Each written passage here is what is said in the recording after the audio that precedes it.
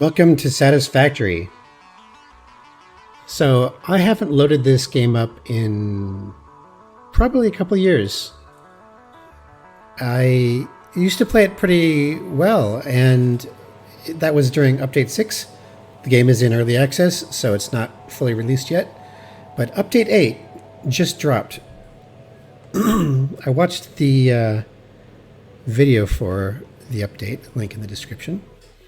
And so I thought what I would do is I'm going to just load up the game and see if my save file actually loads, actually functions. And if I'm going to do that, I might as well record while I'm doing it so that in case it does work, there's record of it. So here we are. Oh dear, update patch notes. I mean, if I can even remember how to play. It's been so long. So, for my intention with this game is to wait until it releases into 1.0 and then start playing it again. I don't want to keep on making factories, putting tons and tons of work into the game, and then finding out that they've gone and changed a bunch of stuff, and now my factory is no longer compatible with the current version. So I went through enough of that with Factorio, and I'm just not having it. So I'm going to wait until 1.0. But I thought it might be fun just to load up and see what we got.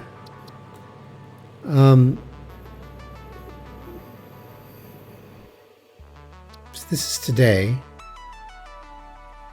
Why is it showing today? 10:30 p.m. That's in the future. It's not 10:30 yet.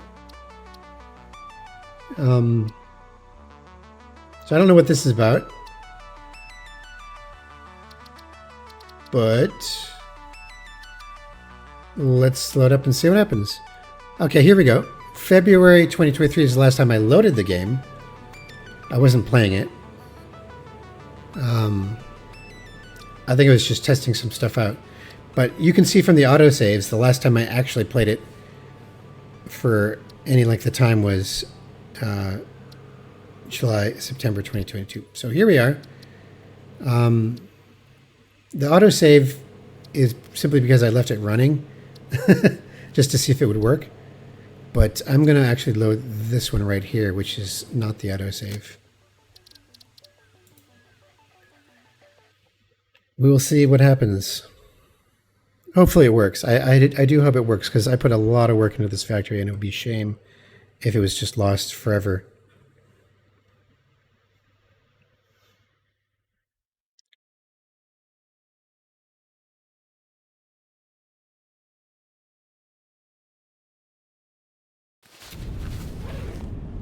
All right, here we are.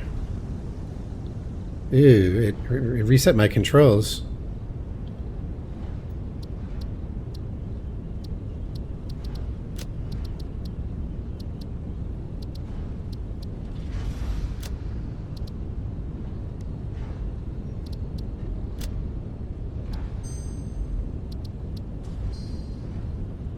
That's better.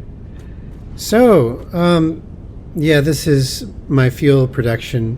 So I'm gonna pop back to my starting location.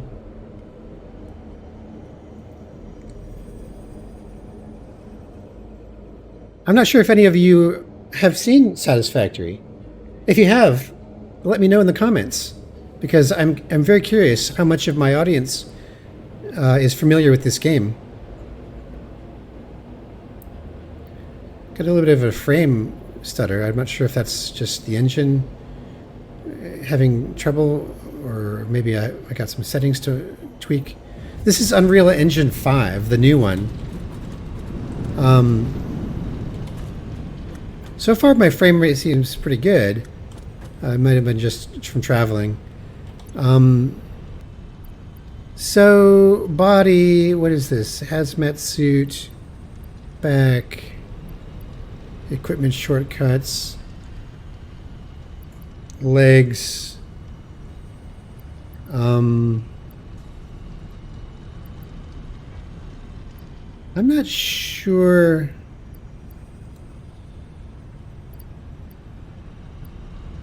Yeah, oh man, I'm gonna have to relearn how to play. I'm gonna have to relearn how to play. I don't remember.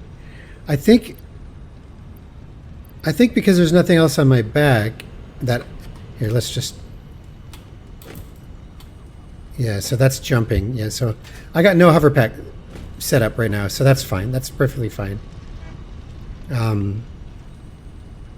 So this is the core of my factory. This right here is the what's it called? Is it the hub or something? I don't remember. Just get a craft bench. Yeah, hub terminal. So it's the Fix-It hub, and you can see from here that I've done everything except for a couple of things that are new apparently. Newly added to the game.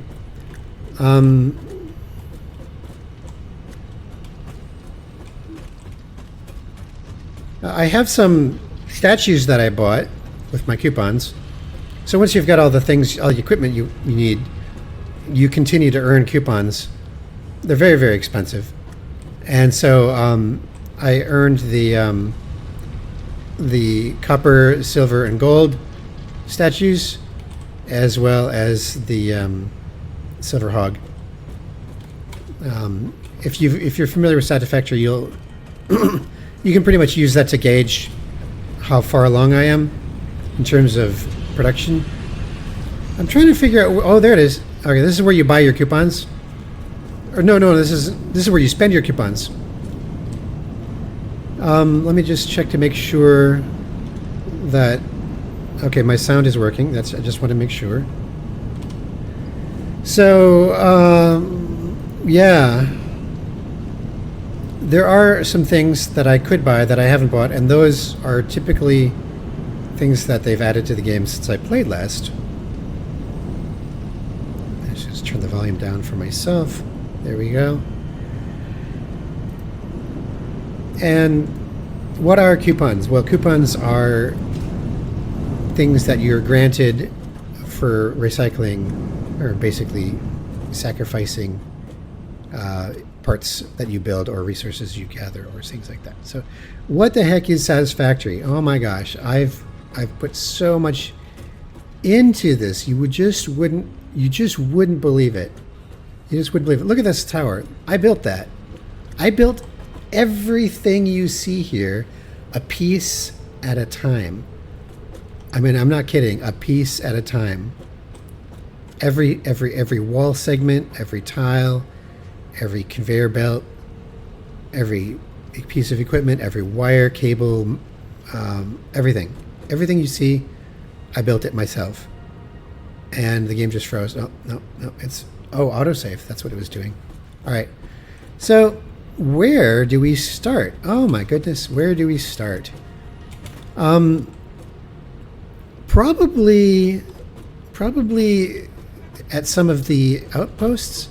Well, maybe not. No. I don't know. I don't know where we start. Let me show you what this does.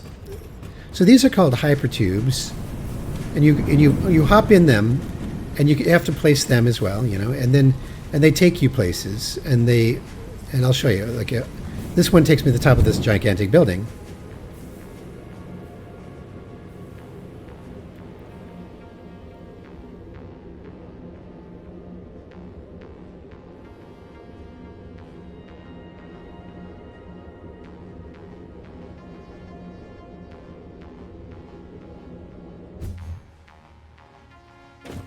There we are. So that's my space elevator. Space elevator is something you get in pretty early in the game.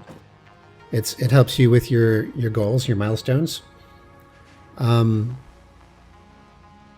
there's just so much that I have to relearn. Oh, everything looks so much better from a distance. I gotta tell you, all this new backdrop, this painted backdrop that they put in, these vistas, those are brand new. And even like these floating tree poppy plant looking things in the very distance, those used to look like horrible like hot air balloons with 6 or 7 polygons. It is just awful. Oh, distance rendering is so much improved. I can't believe how much it's improved. Now you can see my trains. Yeah, this is actually a good place to start, because from up here you can see everything. So this over here is my train terminal. I've got 4 train stops, and you can see the trains that are automatically running around on these rails that I've put down. And these are elevated rails. So like over here in the distance where I'm pointing, you can see a train coming back with quartz, I believe. And then it will...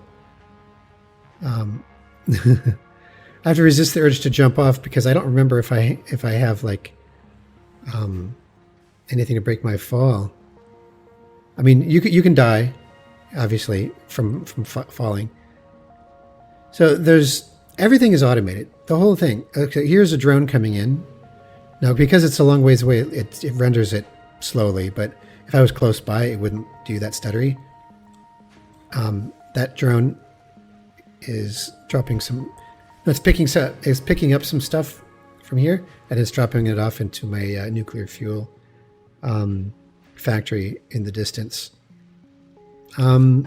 Yeah. So. Let's see here.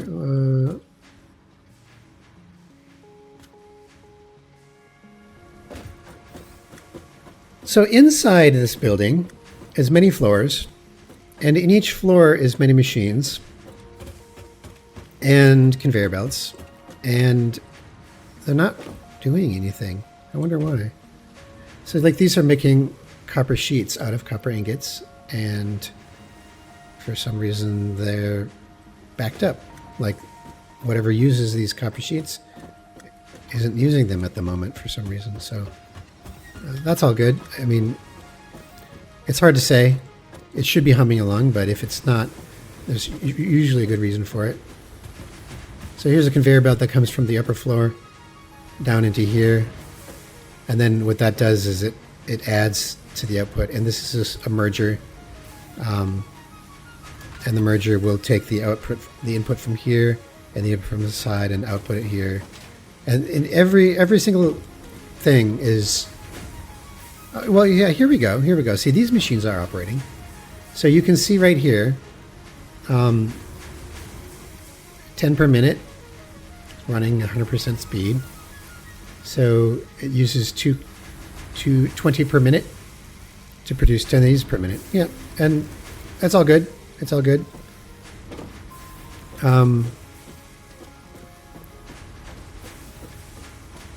Yeah, it's seriously high. This is very, very high.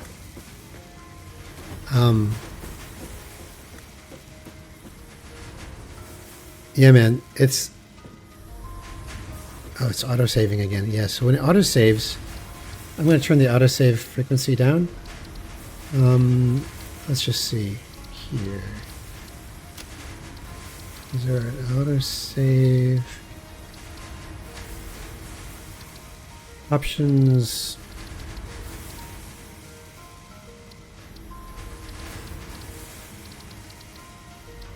Close key bindings user interface. Yeah, where debug. Wouldn't be in the UI. Wouldn't be in the key bindings. Wouldn't be in the controls, audio, or video. Yeah, it'd have to be in the gameplay, right? So autosave interval. Where do you get the autosave?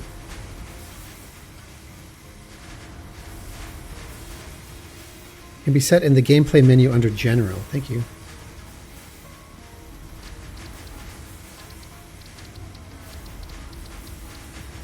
Oh, duh. Here it is. So instead of every 5 minutes, let's turn it to like every 20 minutes. Just so. All right. So we go down here, and oh my gosh, it's so beautiful. The game looks so good. Unreal Engine 5, I'm telling you guys, And this isn't even with like user interface. Where's all the stuff that I was told we would get with Lumen and Nanite and other things that are Unreal Engine stuff?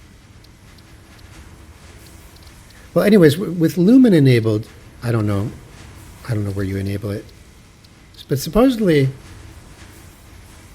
oh, play duration. Check this out down here in the corner. I don't know if I'm blocking it, but it says 250 hours. So I've got 250 hours into this factory. It's a lot of time.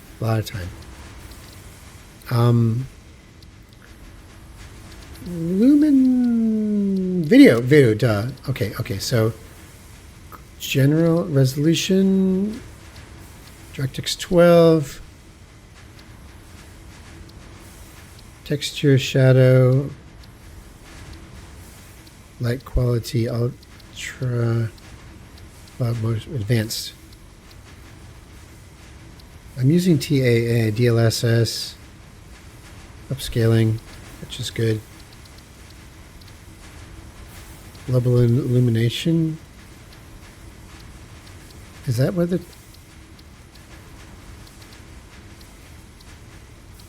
Global illumination is off. What is this? Enables lumen for global illumination. Here we go.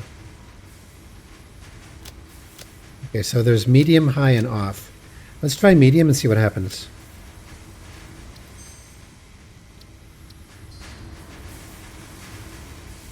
Oh, wow. Okay, so you can see the interior here looks very different.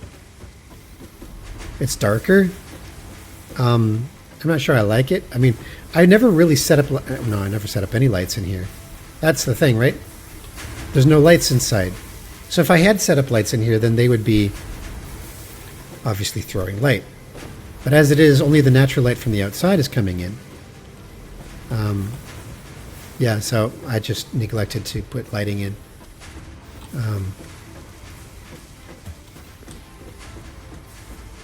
But yeah, all the shadows are... I mean, the shadows are accurate. Like, if you watch that little piece of light that I'm pointing at, you can see that it's moving. See how it's moving? The reason it's moving is because the sun is... It's just like real life. The sun is creeping across the sky faster than in Earth. But the sun is creeping across the sky, so you do have a day-night cycle in this game. Boy, it's really dark inside. I might turn lumen off just for this demo because I didn't build a lot of interior lighting, and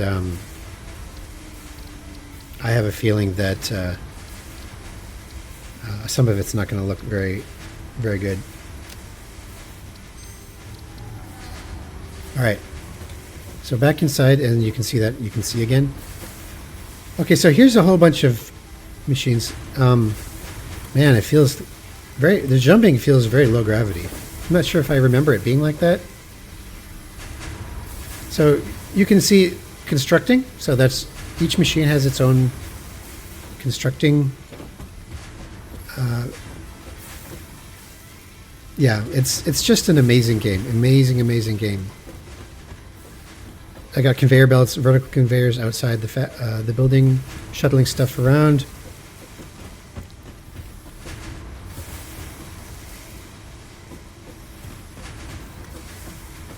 Another level. I can't remember how many levels tall this building was, but it's pretty tall.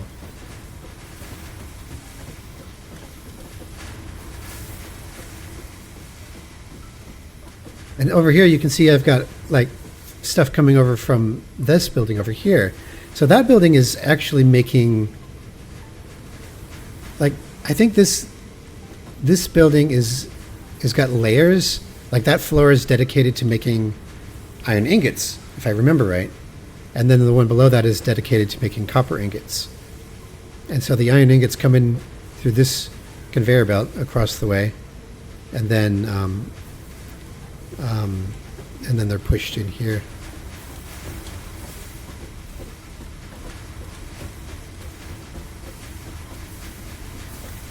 So like over here you can see Yeah, quite a lot of activity.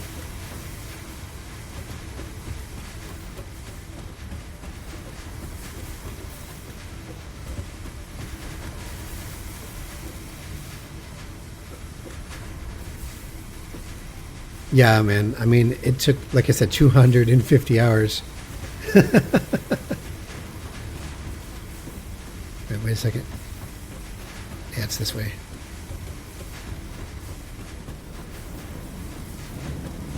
All right, so now we're getting down to the bottom again, ground level. And here we are, where I went up. And now we'll take a little bit of a tour of this area.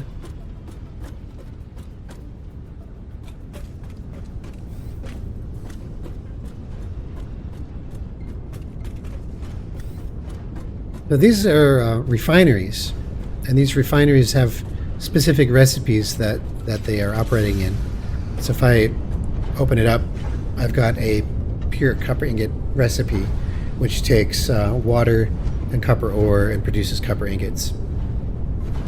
And that's a recipe, and you unlock these recipes by finding wrecks in the world that are there from the start. And each thing that you find can unlock one of 3 different recipes.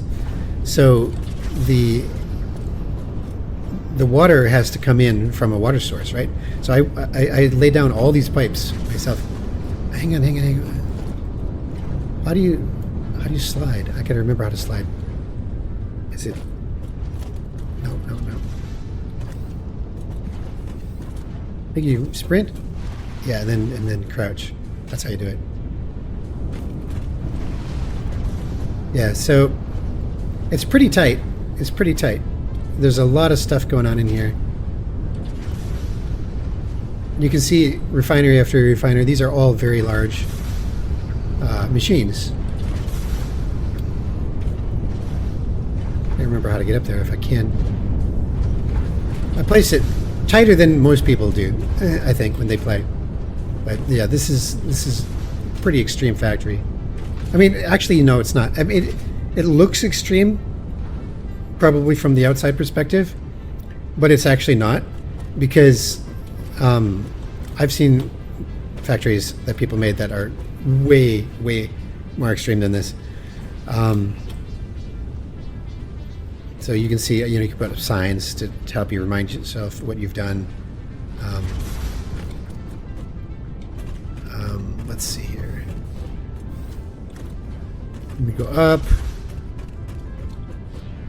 This is the iron. The next one down was copper. So, whoa. Yep.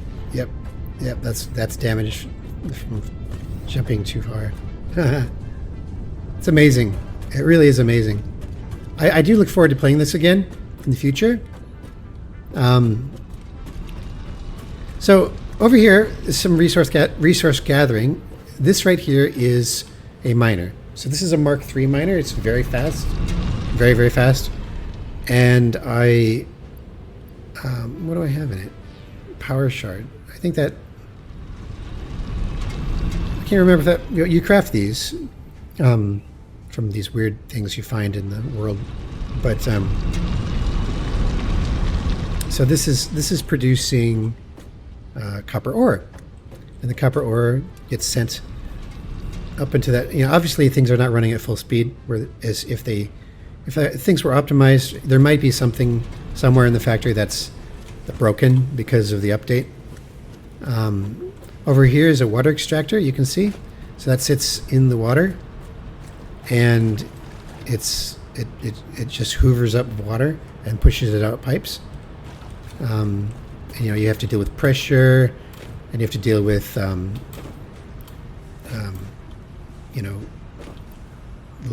load limits and flow limits of the pipes and stuff like that. These are storage containers. Over here, this is a massive storage facility that I built. So I put signs on all these storage containers that say what's in there. That's the product that it holds. So if I open this up, you can see it's full of screws, and over here I have a sign that shows the screws. So that's just so when you're building, you need to be able to recognize what things are with at a glance. You know, that's really important. This crisscross here is sorting. It's taking excess.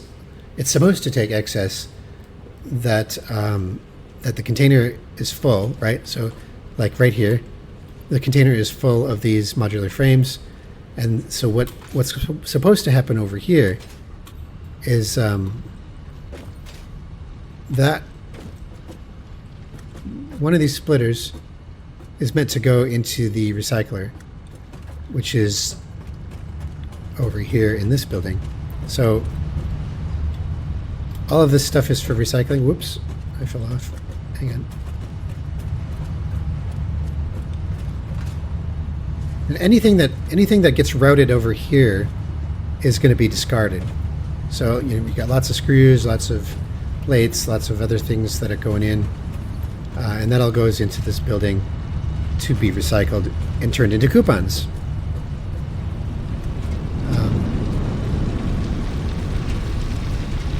Yeah, and there's some recycling machines in there, but I can't remember where the door is. I would have put one on. It might have been at a different level. Might be at the top. Hang on. We'll go into this tube. Nope, it isn't. I might have not have put a door on it. Yeah, it's pretty intense. It's pretty intense. All right, so let's try.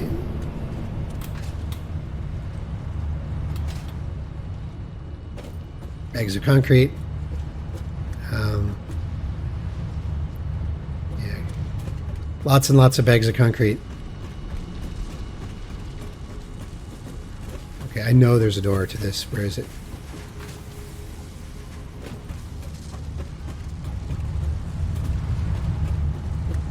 Okay, so there's not. Once you have better ways of getting around, you tend not to build things quite the same way anymore. Like, if you can fly, like, you don't have to use doors. Yeah. So this facility is making steel. So over here is an assembler. So this assembler takes concrete and steel beam, and it turns it into an encased industrial beam, which is used for other recipes. And that's all this thing does. So it takes these two things in, uses this many per minute, and it produces these per minute. And that's its purpose. And there's a whole bunch of them, and they produce an output, and the output goes fed out those conveyors over there. So yeah. Let's get back out. I remember the gunmetal green building was a steel factory. I do remember that I had an interesting way of getting into it over here. So we go in here, and this side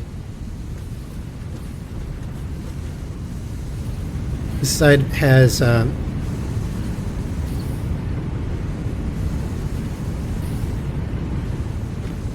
this is a foundry.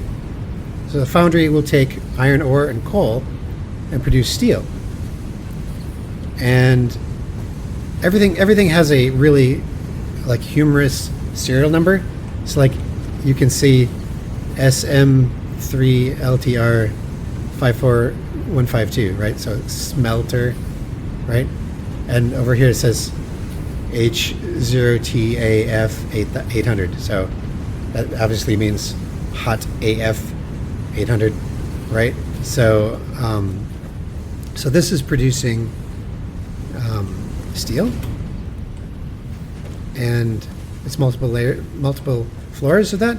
And then over here I'm taking steel and I'm producing steel pipe. So that's what these do. And yeah, there's quite a few Because you need lots of steel pipe, you need lots of everything. You need so much of everything, and it's just an unbelievable undertaking to produce all of this stuff.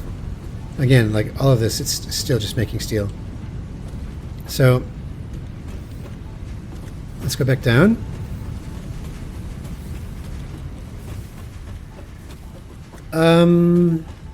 Over here is central manufacturing. So this building is more advanced things, and over on that building is like very advanced things. A lot of them, anyways. This isn't the most well organized, believe it or not, factory, but truly, everything that I've built in 250 hours, it serves pretty much one purpose. And that purpose is to build the raw materials necessary to start constructing a mega factory. Because everything that you see here is built with resources that you make. So you get the raw materials from the ground, and then you use those raw materials to make some machines, and then you use those machines to better extract the raw materials or to construct your raw materials into better things, and then you take the product from that and you can make better machines still, and so forth. But yeah, this is ultimately all that storage that was over there is a lot of my raw materials. Like over here, these are heavy modular frames. These are extremely expensive. It takes quite a lot of resources to produce those. Let's go over here. Yeah, that's right. This floor was empty. So we'll go up this stairs. So over here you can see, what am I producing? I think I'm producing reinforced iron plates, which is very important to have a lot of reinforced iron plates. I wonder if I can...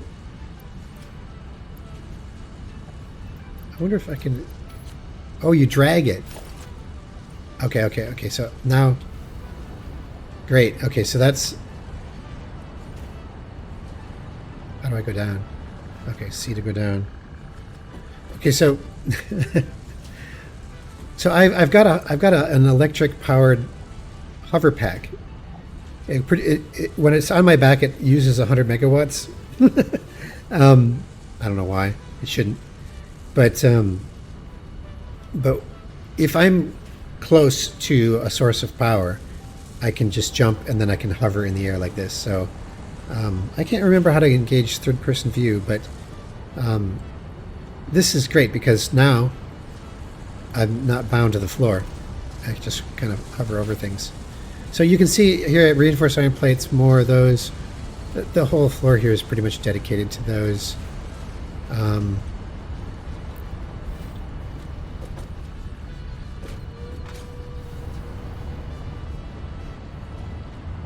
Over here. Ah, yes, here we go. I remember.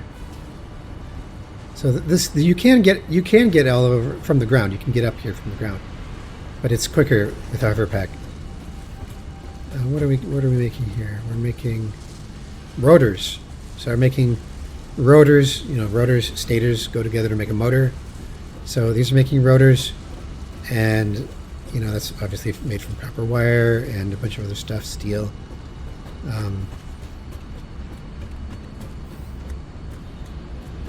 Here we've got a manufacturer which takes 3 ingredients. So quartz crystal, cable, and reinforced iron plate. It makes crystal oscillators, which are used for other things. Yeah, these are huge. These machines are just enormous. Like this, I'm not kidding, this is one machine. This whole thing is one machine.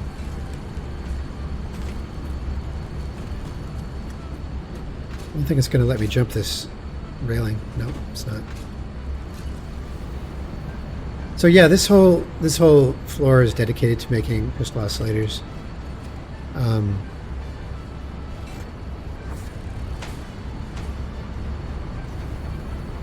It's a pretty good idea to go by floor. You know, like you dedicate a floor of a building to like one product.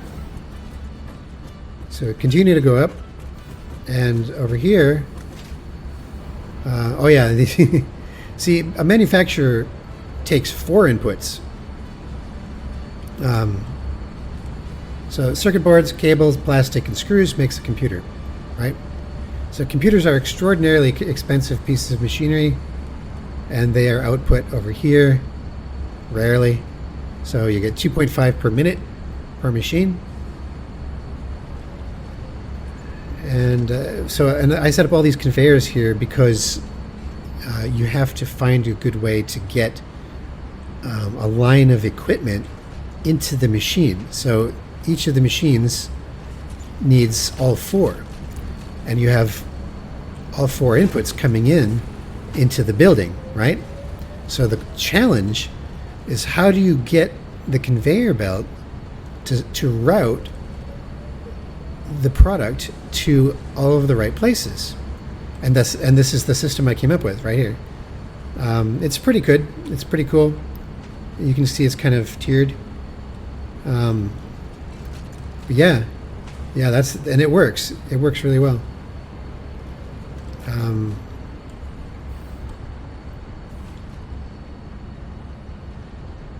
Let's go up further. So up top we have more manufacturers with yet another set. So we got concrete, steel pipes, heavy modular frames, and something.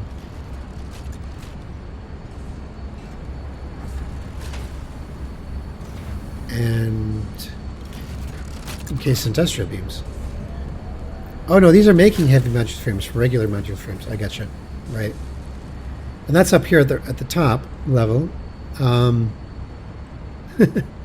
So the game is a beautiful game. It's absolutely beautiful. The world itself is just rich and stunning. Like you can see Manta Observation area right here. Check this out. Watch your head. Right? So every once in a while there's this creature that flies overhead. I'm not seeing it. I think it comes from this direction. And it runs a circuit around the central part of the map. Oh, there it is, there it is, there it is. All right, so we can watch this.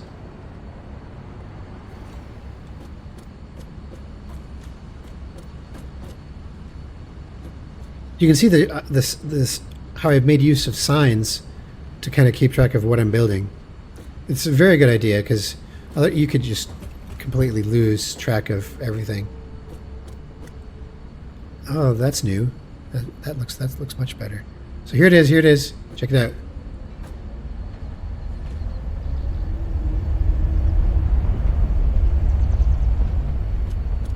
Is that cool or what? And you can actually jump onto the thing, take a ride. So yeah, that's pretty neat.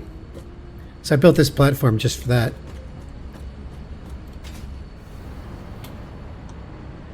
So over here is another building with even more advanced things.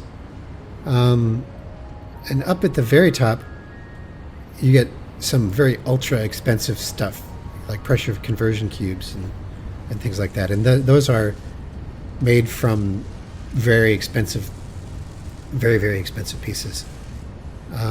These are worth a lot. I wonder if I hover over it. It doesn't tell me how much it's worth. Tell me how much it's worth. How many points? Each product in the entire game is worth a certain amount of points. It's not this number here because that's how many I have. It's worth a certain number of points, and when you redeem them for coupons, goes that drone. Check it out. That's a cargo drone. So he's going to take off any moment now.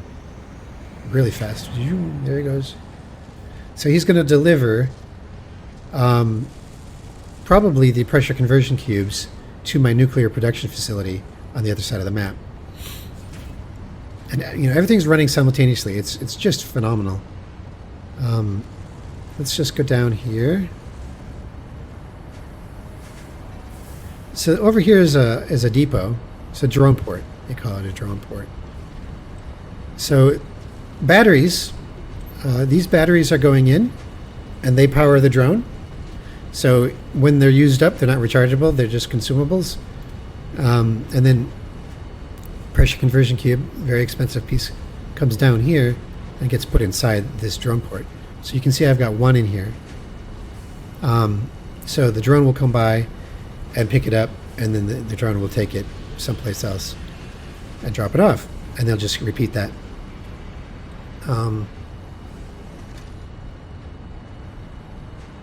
I was experimenting with throughput over here and some splitters. So down here, so here's another miner, and this one is mining limestone, and it's turning it into concrete. So the limestone goes over here, and then these constructors just take limestone, turn it into concrete. That's all they do.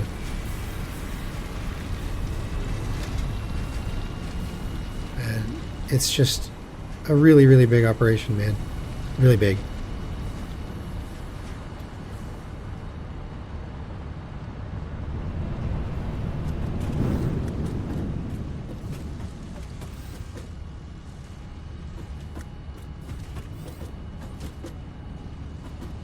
Yeah, there's like gold wire,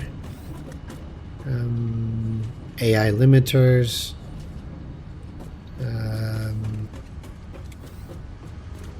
what am I making over here? Alclad aluminum sheet, aluminum casing.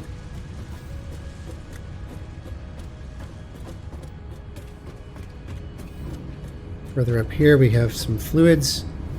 So you can see what's in here. What's in here? So these are pipes. So you can open up. You can configure your pipes, flow rate. You can flush lines if they get contaminated. Like if you put two kinds of pipes together, they have different materials in them. They can screw things up. So over here, yeah, it requires nitrogen gas. That's what this is. Nitrogen gas makes fused modular frame. This one is using nitrogen and water, rubber, and heatsink to make a cooling system. So that one's making those.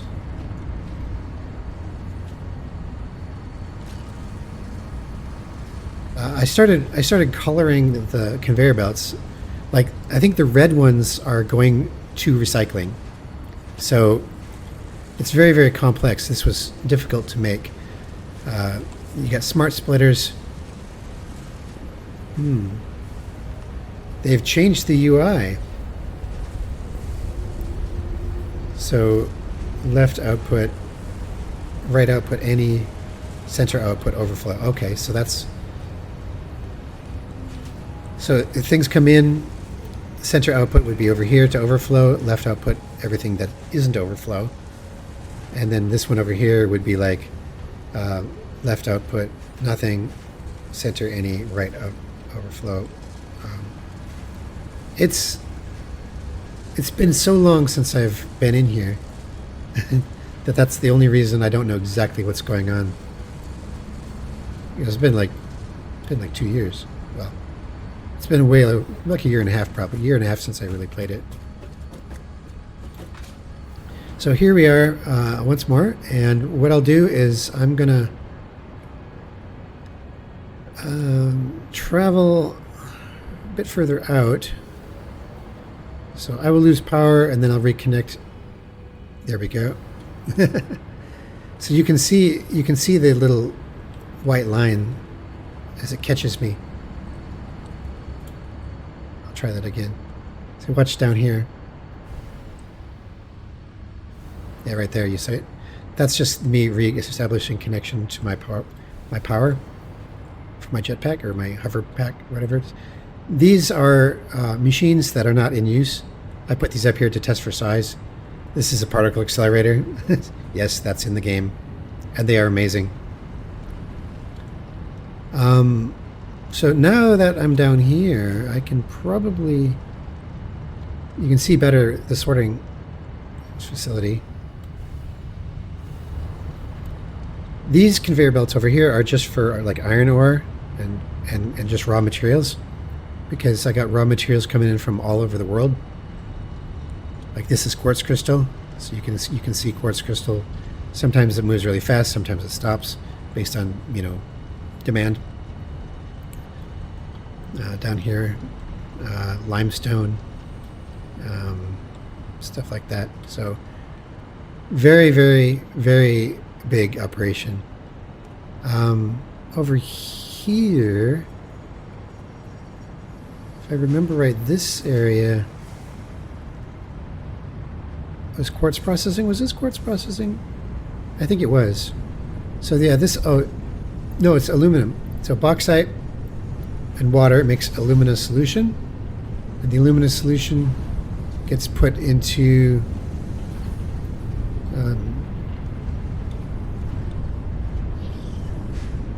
something over here. No, so like that's just, oh yeah, this is the output. So then this output goes somewhere. Oh, you know what? I think I alternate. Do I alternate? Yeah. So this takes the alumina solution and the coal and then turns it into aluminum scrap and water as a byproduct. So sometimes things have byproducts. So yeah, I've alternated these refineries. These don't do the same thing. So this one's taking the byproduct from this one and producing aluminum scrap, which is then sent over here. And then these take aluminum scrap and silica and turn them into aluminum ingots.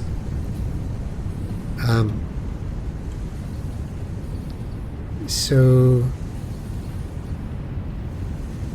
yeah, there's lots of these machines because these are for producing like the high-speed conveyor belts and things like that.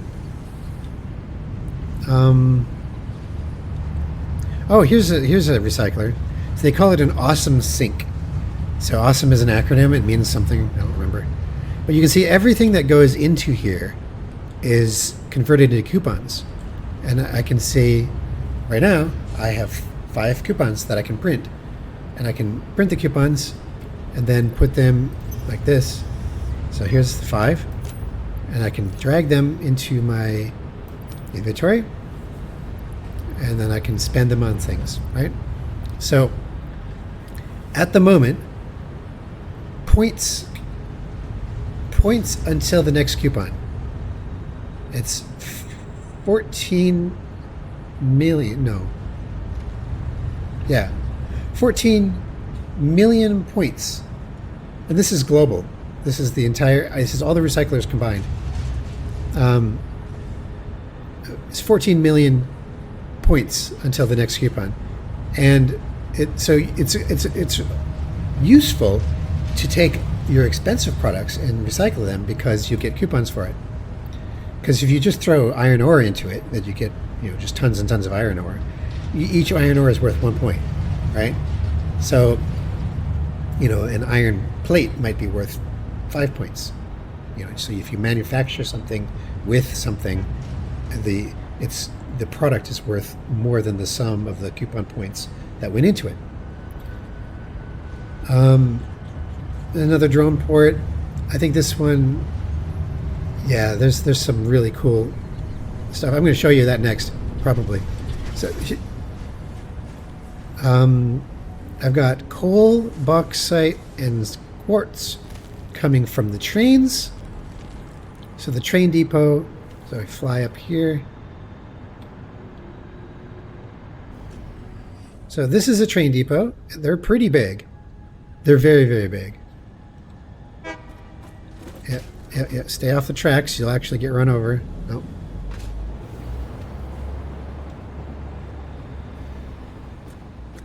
Let's see if I can hitch a ride on a train.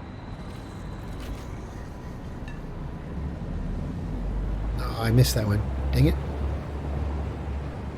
There'll be another one coming in real quick. Trains are very cool in this game. Very, very cool. So, freight platforms, they load up containers full of the material. And you can see this one's getting sucked out of. So quartz is leaving this container. And you can actually physically see that happening. That's happening over here on this conveyor belt that's going super, super fast. And then this conveyor belt is going beneath the train platform and depositing it over there.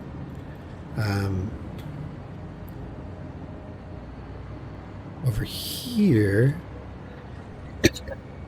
nitrogen gas. So I have like a tanker train that brings nitrogen gas in. So this one's coming in. We'll see where it goes. Figures it's way on the far end.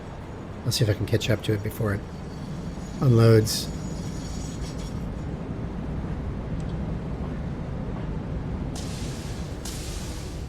All right, so what's going to happen is these things actually come down and physically grab the container.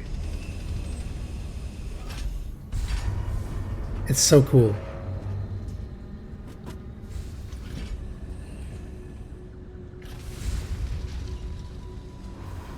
And it puts an empty one, or if it doesn't empty it, here. So I'm aboard the train, and I could drive it right now, but I'm just viewing. I'm not going to mess with it. So they're all monorails, as you can see, and they use actual train style controls. So we're going to go down this spiral that I built. I built this. I built everything by hand, piece by piece. And so what this train does is, I think it's going to pick up coal. Yeah, this is my coal area. So I've got a big coal mining operation over here.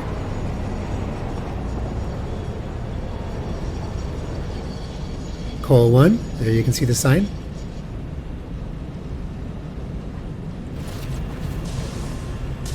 I mean, look at this thing.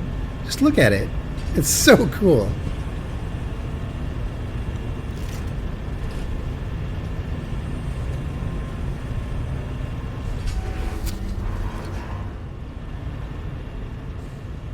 So what it's doing now is that one's not completely empty. So it's just dumping it's topping it up. That's basically what that did. If, you know, sometimes it empties them fully, sometimes it doesn't. You know, it's up to you to manage the flow of everything. So that whole area is coal mining. Then we go back over here. We go back up the spiral. And so you can see down at the bottom of the screen, megawatts. So it uses more power to go up the hill. So the amount of power that it uses depends on, you know, the load of the train and whether you're going uphill or whatever. The stop for that quartz train that just went by.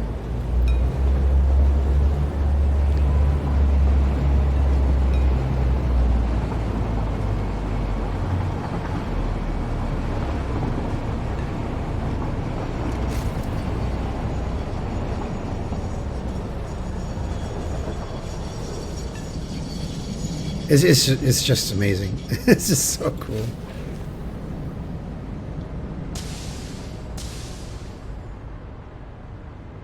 All right. So, yeah, this took a lot to build. It was very, very time consuming, but worth it, you know. Really amazing. And it isn't even a big system. This is a small, you know, it's just 4 depots. Let's see if that quartz one comes back anytime soon.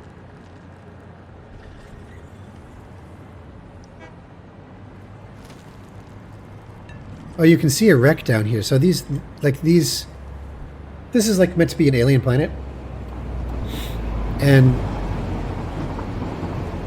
come on, oh, it's saving. Autosave. See ya, train. So the train goes back to get some more coal. And it's just down it goes. Quartz Train should be back any second now, really, because it's not a particularly long loop. Oh, there goes my drone again. But yeah, you can see these this little crash thing, this little wreck down here. Unauthorized hostility. What? What's that mean? That's weird. All right, here. This is one of the trains. Oh no, that's the Quartz Train. We'll go on the Quartz Train next. Because if I was to go on this one, which one is this? Bauxite. Okay, so this is the Quartz Train right here.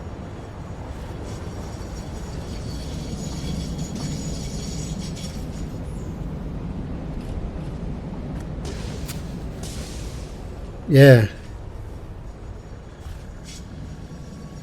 So I'll show you the quartz setup. It's pretty. Every area in the map is unique in how it looks. The whole map was generated by hand. This isn't randomly generated or anything. No, nothing procedurally generated in this game. It's 100%, a work of art. So this whole map, this whole world is hand built by the developers.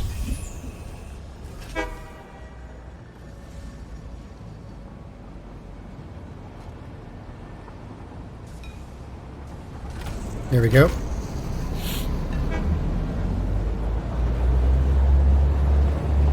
I mean, you can have lots of cars behind these things. You're not limited to one.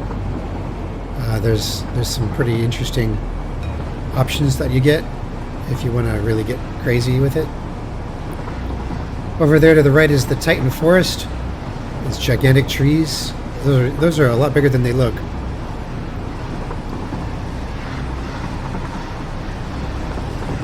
There's the dunes or whatever, dune desert.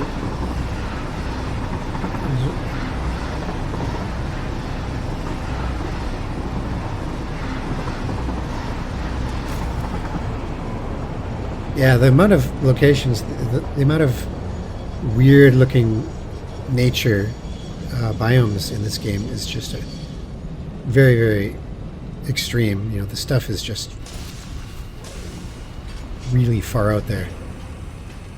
That green gas down there is toxic, so you got to avoid that.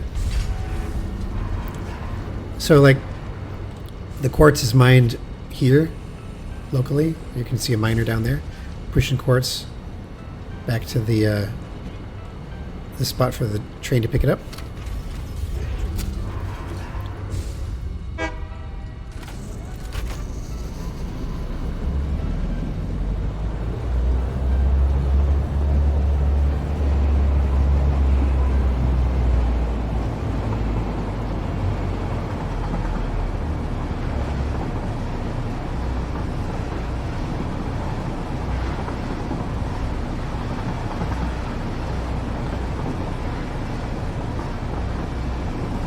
So that huge tall building is over on the right.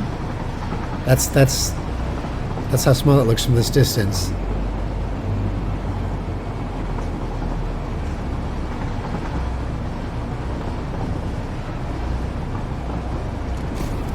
Oh, check this out.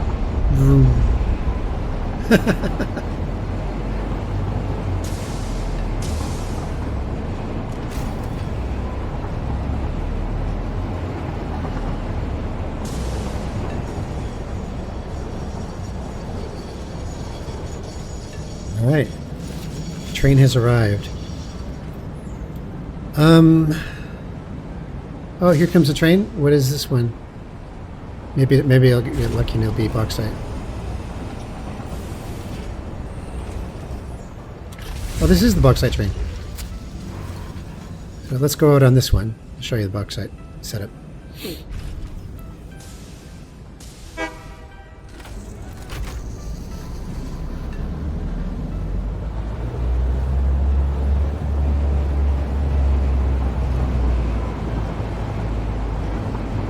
So you can see I have a hypertube running alongside the tracks.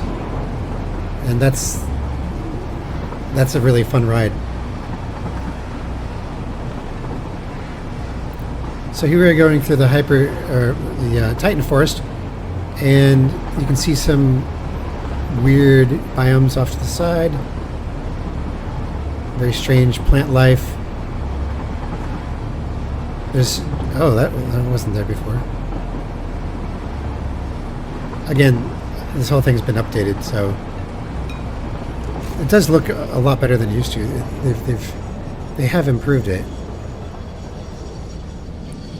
So this is my bauxite. Oh gosh, we have hostiles. Radiation level? Oh dear. That wasn't here before. Holy shit. Okay.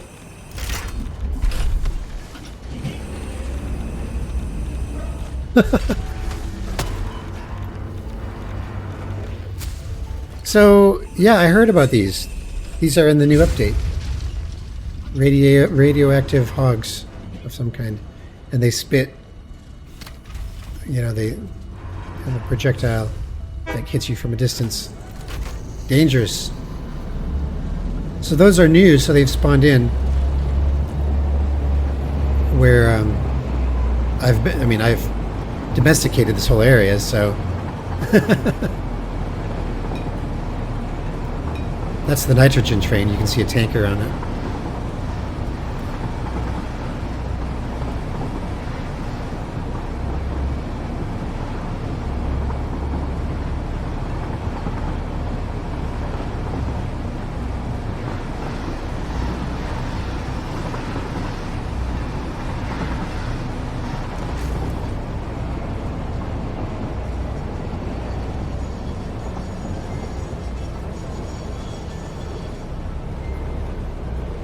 Train routing is an art.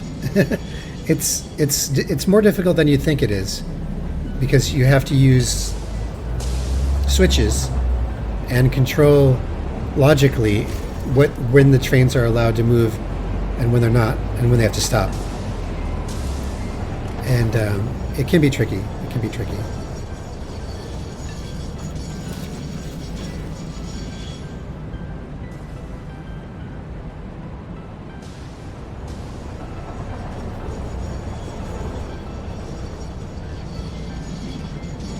Okay, so what we'll do now... Oh, that's something I should mention. Because there's electricity you use a lot of electricity in this game. So you have to generate electricity. And so let's check that little guy out. See, he's a little automated vehicle. So he's on a route. You can see from the blue arrows. And that route will take him to and from positions to pick up stuff, drop it off. I think he's doing rubber and plastic or something. Over here, these are my power storage. So these are gigantic batteries. So they hold my power in case I have a power outage, or in case my power fluctuation, if my power usage fluctuates badly, you could run out of power and send you in a downward spiral. So it's nice to have a backup. And that's what this is. It's a very large array of batteries that can operate the entire factory for probably an hour. So back down here, we're getting close to the starting position again. And what I'm going to do is I'm going to take you on a little bit of a trip.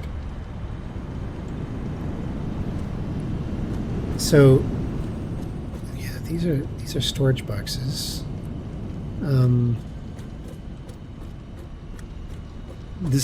This right here is like a game progression tool.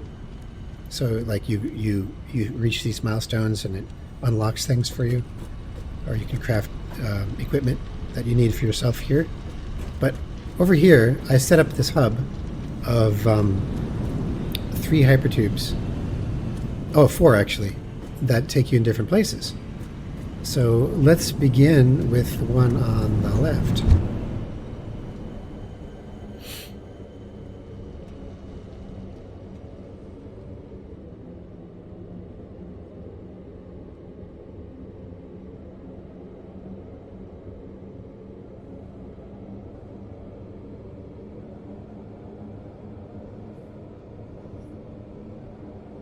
So now we're going to cross the gorge, which is this thing.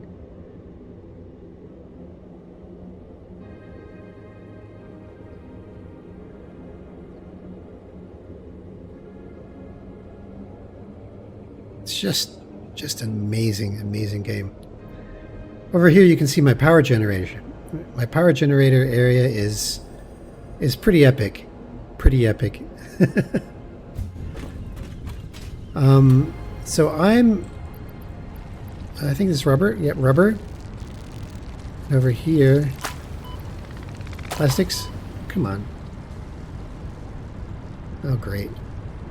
Yeah, so they've spawned in some new creatures, apparently. Over here is Refinery. It makes rubber. I color-coded them so I know what they did. Over this makes fuel and polymer resin as a byproduct. And polymer resin goes over... What is shooting? Polymer resin goes into the into this one to make rubber. But the main idea is to make fuel, and the fuel goes over here to power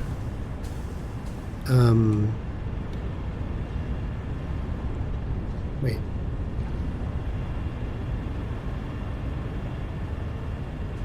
Oh, the fuel gets packaged.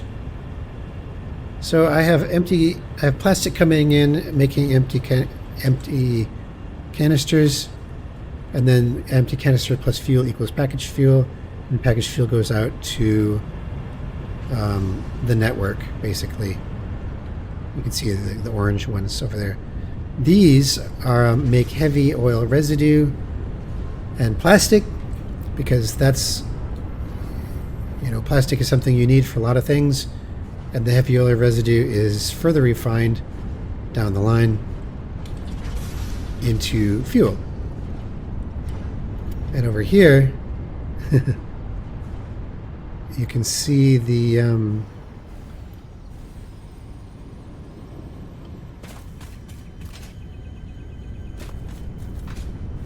this is what uses the fuel.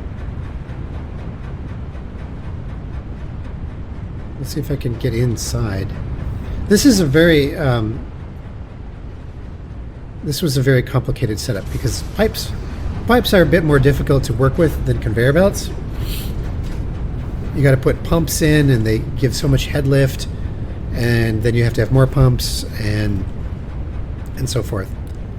Because you can only flow so much liquid through these pipes, and if you're piping uphill, it weighs, it has weight to it.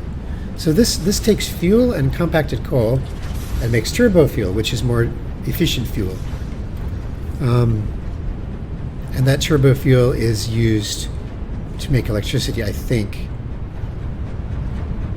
So this whole building is to make turbo fuel. It's got many, many refineries in it. I mean, it's easy to lose sense of scale when you're flying, but if I land here and just walk around on this thing, this is one refinery. And there's like a whole bunch of them. And there's multiple levels. So turbo fuel is pumped out the red pipes, so I can see this, and it's full of turbo fuel, and this is like a flow indicator. These little rings, so you can kind of tell if it stops flowing. And the turbo fuel goes into this gigantic building, into these fuel generators. Let's go up to the top here. I'll show you. Oh, you know what? Actually, yeah. I used to have a hypertube that went up here, but I took it down because I needed it for making the next. When you're using as much electricity as I am, even these giant. Oh, that's hilarious. That's hilarious. How did that thing get up there? He spawned up there. So I had to do very strategic pumping, like there's a pump here, in order to get the turbo fuel all the way up this building, right? Because once it's up the building, you want to make sure that the flow continues to work, and that's easier said than done. I don't think I have a roof on this thing. I do have a roof on it. Damn it. It is F. Oh, the muscle memory is coming back.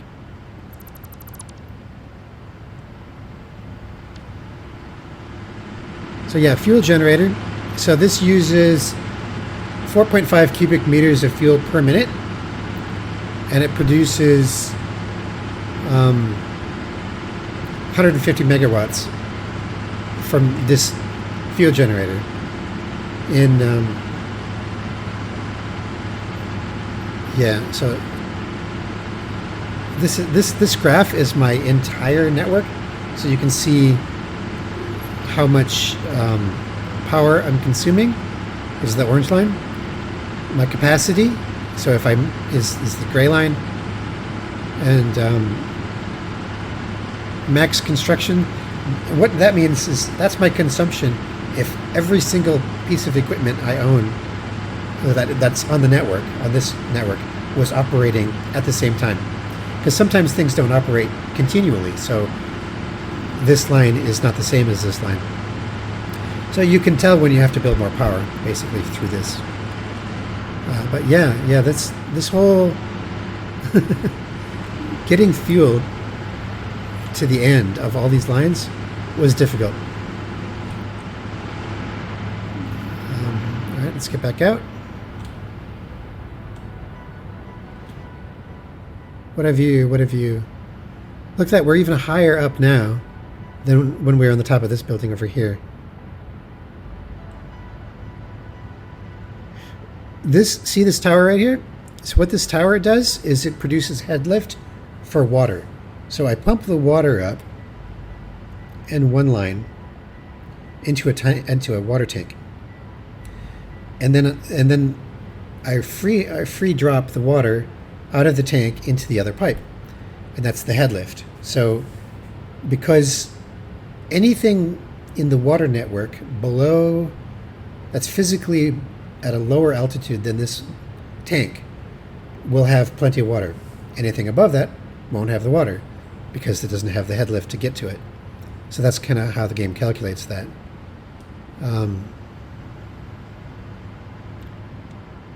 So over here we have let's just drop for a while. I'll show you this.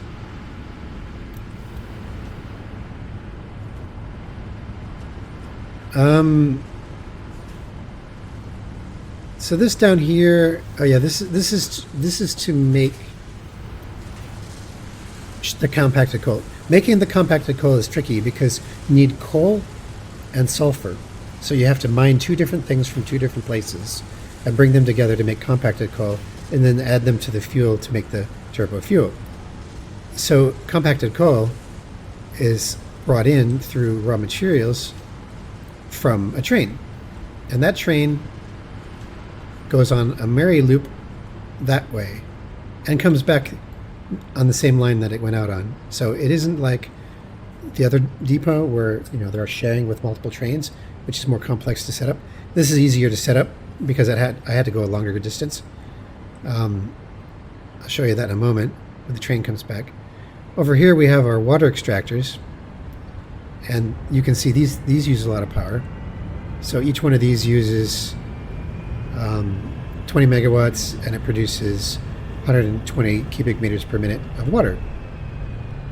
And then that all gets put into the pipe and gets sent back to the tower, pumped up to the top, producing head lift for the whole network. I'm trying to remember if there's a map. There is a map. Check it out. Okay, here we go. So I should be able to see where this train is. Oh, there's the train. All right, autosave is coming. Hang on.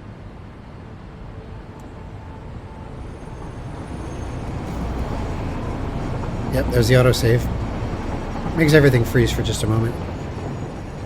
So the yellow car is for sulfur, the black car is for coal. And the train does this loop. And it drops it off into the appropriate container. So what I'll do is I'm just going to hop on this train, and then we're going to show you how I get my sulfur and my coal for the compacted coal. It's a great little drive because it goes through several different biomes. Because some of these, like the sulfur mining area is far away, and I get the coal from a different spot than my other coal. So here we go.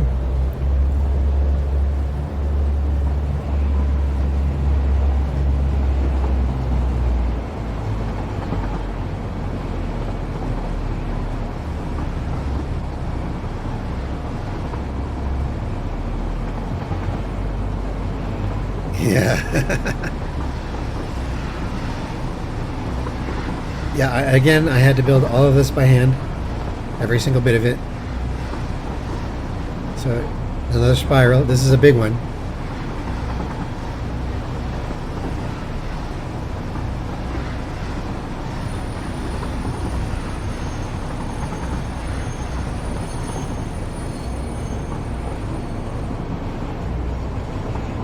Look at that thing. That's a really, really big waterfall, by the way. Really big waterfall. So over here it says sulfur 4 turbo fuel. So that's the name of the station. So it's going to grab its sulfur. And you'll notice that the coal is hanging off the back end. Right off there. So this is just going to top up.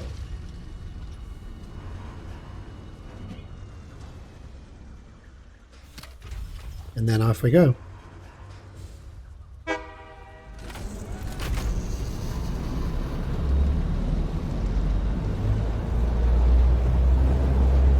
I mean, when you start out the game, you're on foot. So you have to walk everywhere, and you have to deal with hostile creatures, and you have to deal with a lot of unknown hazardous areas, and just trying to understand what in the world you're meant to do with this crazy game. And, you know, eventually you figure it out. You just figure it out. So now you can see that the coal for turbo fuel, the coal is in the back. So the sulfur, nothing's put in the sulfur one, the middle one. It's put in the back one.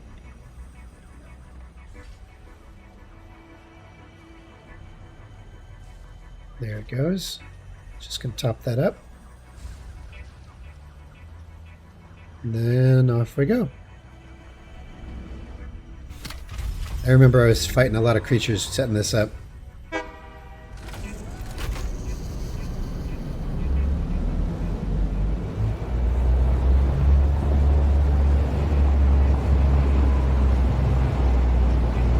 So now we just head back the way we came.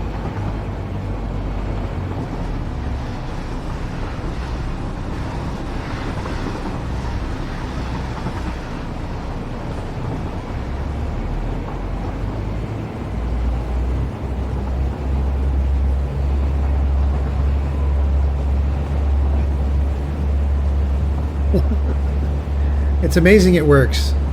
It's just amazing. I've seen double helix spirals that people build where they can have a train going down it and a train going up it at the same time, and they don't hit each other. It's pretty cool.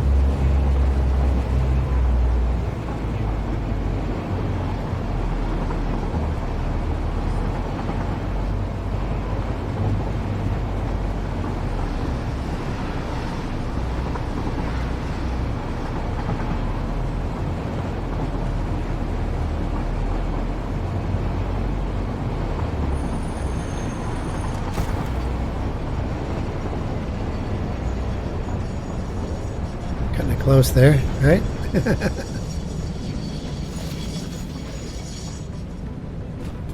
Look how close this comes to my building. You can't even walk through it.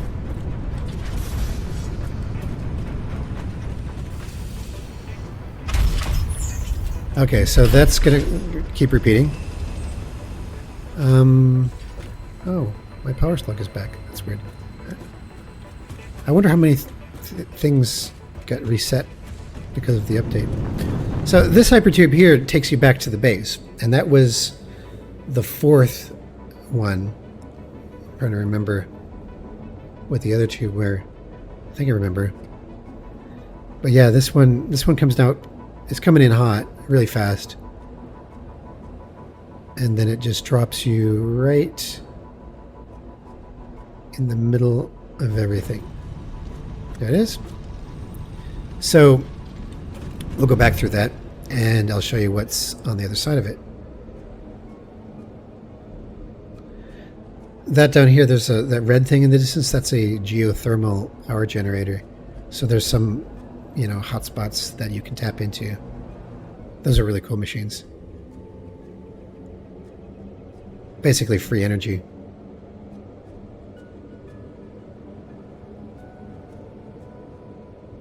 So, you've noticed the building over here. This is 12 nuclear reactors in one building. It's just insane. So down here, I've got all these water extractors, right? So it takes a lot of water to cool the thing. If you don't have the sufficient cooling, it doesn't work. So I have all these water extractors that are sending water up pipes into the building, and yeah, it's just insane.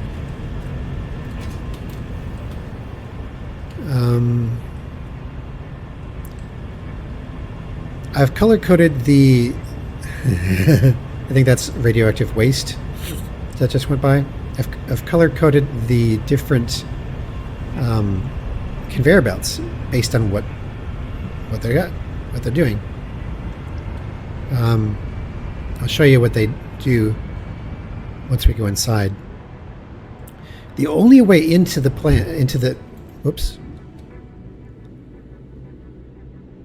Yeah, the only way into the nuclear building, other than flying, is this hypertube here. So you go in like this, and it just spits you out on the first floor, bottom floor. Look at this polished concrete. It looks really great. Look at the reflections and everything. I backed into it. So a nuclear reactor uses uranium fuel rods one every 5 minutes, and it produces 2,500 megawatts. That's why my production goes up to 31,000 megawatts. And it uses lots of water. So consumption 240 cubic meters per minute per reactor. Let that sink in. This power plant uses 240 per minute times 12. All right, might as well go up a floor. So you can see the way I go up and down floors is by hypertube. So that's basically how you get around. It's a really clean layout. I love the layout. It took me a long time to design it. And these are Pipeline Mark II. They have a max flow rate of 600. They should be going all the time. If they're not, it's because something went wrong with the update. Like this one's going 600, so that one's working.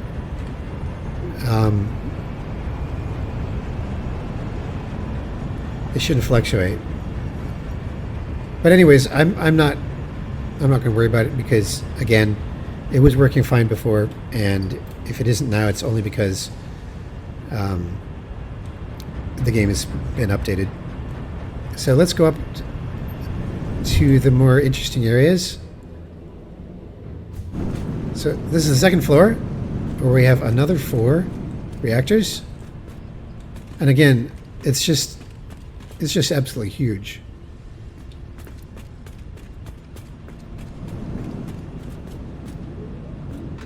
I'll show you what these look like. You can actually see it changing rods out. Check this out.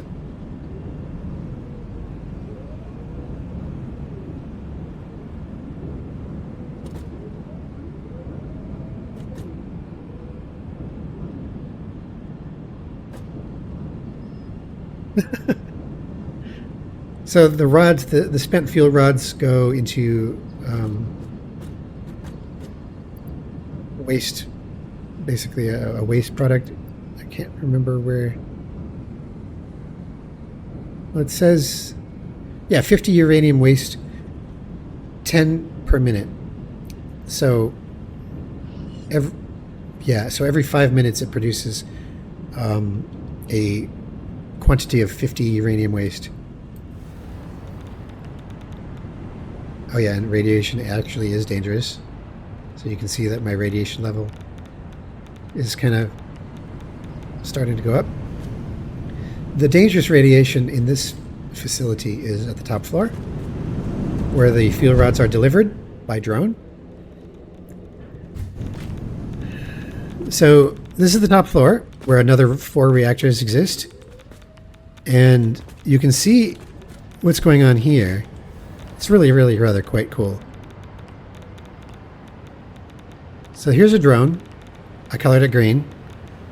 And the drone is dropping off uranium fuel rods. And it's going to take the uranium waste away at the same time. Takes a little bit to line up. There he goes. Okay, he's docked. Now he's exchanging cargo. There goes the box. You can see it. I'm keeping a distance because it actually does harm you the closer you get. There it goes. You can see it going down the conveyor belt. So he just dropped the cargo went down the conveyor belt, and it gets sorted through these splitters to the various 12 reactors. So being 12, I can split it 3 ways, and now I have 4 to do.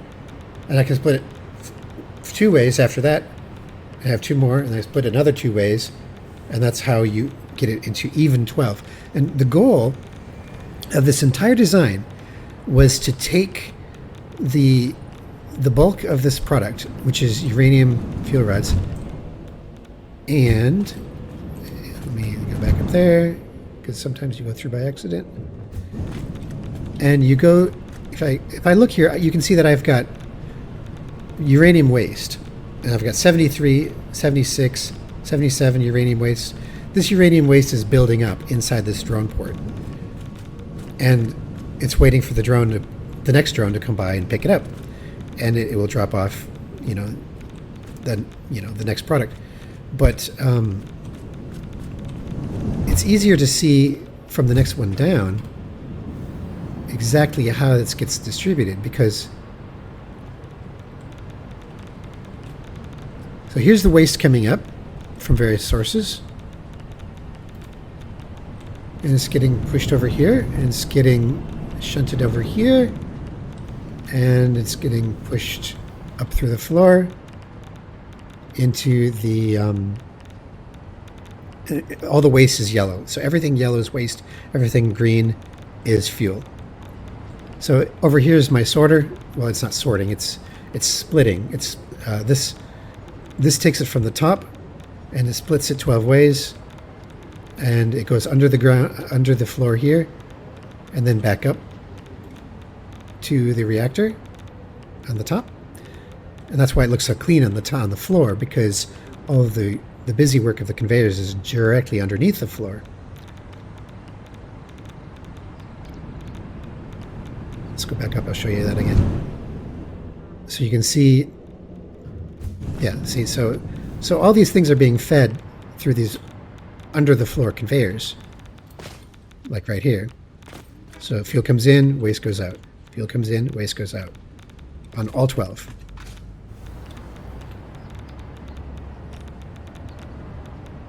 So that is that. Let's go back out.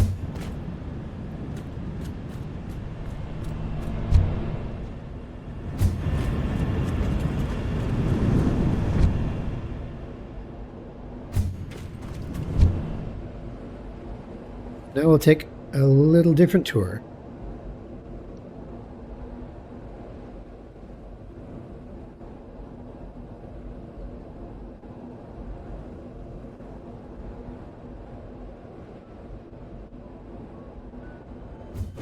Right. Okay, so I've shown you where this is. That's the nuclear stuff.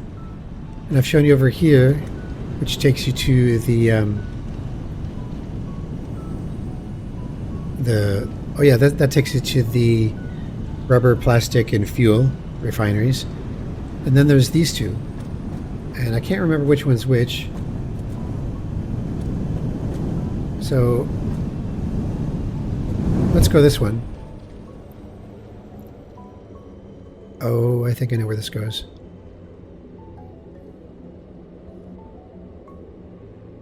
Yep. So this goes to the top of the train area. So, see, like I put this railing here. Oh, no. No. Back up. I put the railing here so you don't fall off when you come out.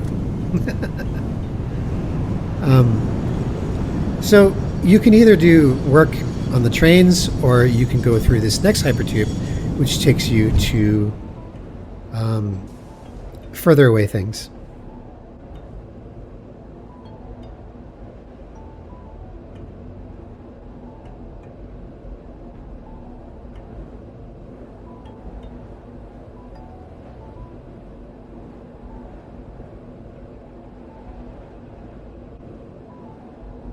So again, I haven't played since update 6. I never played update 7, and this is update 8. So I guess I'm lucky that this works at all, because who knows how many things they've broken in the last 2 updates.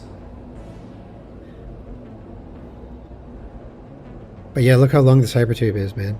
And you got to place it all by hand again.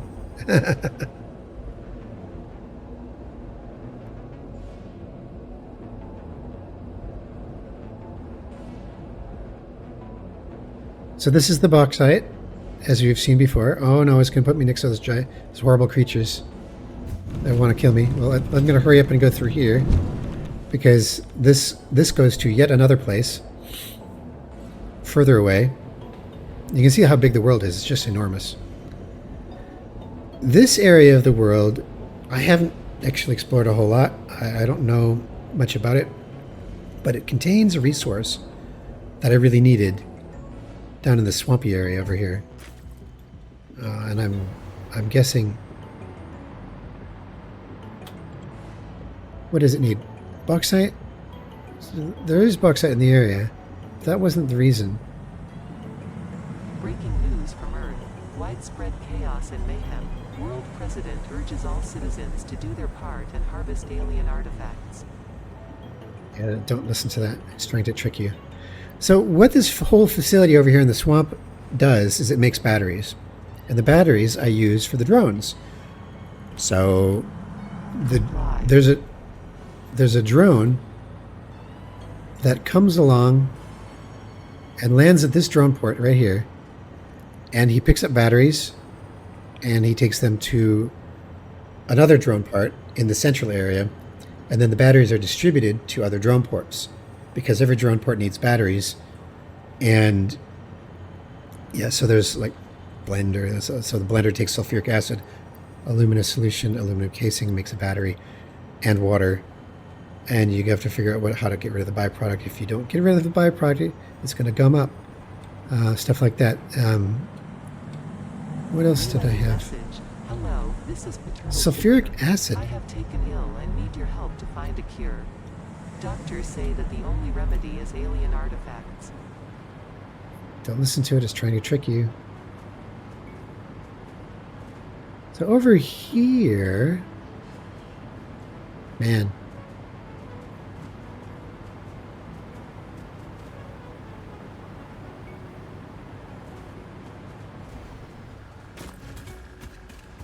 What was this for? Was this just water? I think this was just water because I needed water. Yeah, it's water extractor. And this is next to a gigantic waterfall. Oh, no, you're late. Autosave.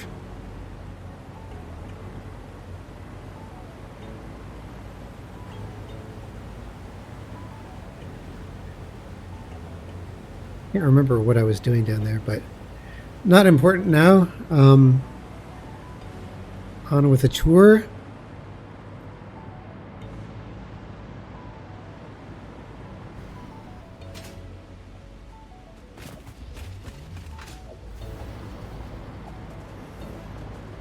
So that water pipe is just to feed this, and this is not a, oh, that's not my hyper tube. Yeah, you know, I had this area tamed and now they're back. So I think it was something, a combination that I needed bauxite and sulfur in the same place to make the batteries. I can't remember fully why. Harvest. Oh, shit. Yeah, that's just bauxite. That's just bauxite. Okay, cool then. You'll notice that the lighting changes depending on the biome. It's kind of a neat effect. Like it's very kind of dark and gray over here, where other areas it's more bright.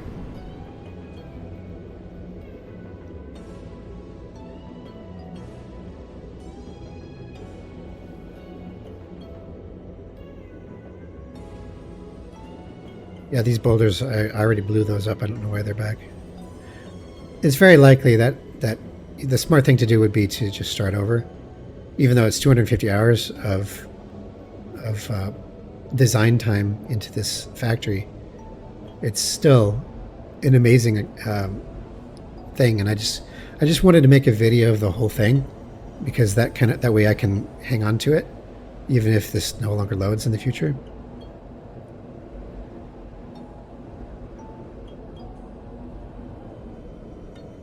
Radiation levels rising.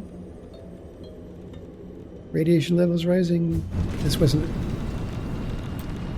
I need to go through here before they get me. Wow. So this is another tube that I've got. That goes to yet another location. And this one, I believe, is my nuclear stuff. So how do you make nuclear fuel? Well, nuclear fuel is very complicated. It's super, super complicated. And you need certain ingredients. Yeah. That's my nitrogen train right there. So this spits me out at the nitrogen depot. Nitrogen 1. Here comes the nitrogen train. It's a bit different than the solid stuff. See, it's a gas, so it has a big tank on it. But it works pretty much the same way. Only you use pipes instead of conveyor belts to bring the nitrogen in. Nitrogen comes from this thing. So it's a resource well pressurizer. You can see it operate here.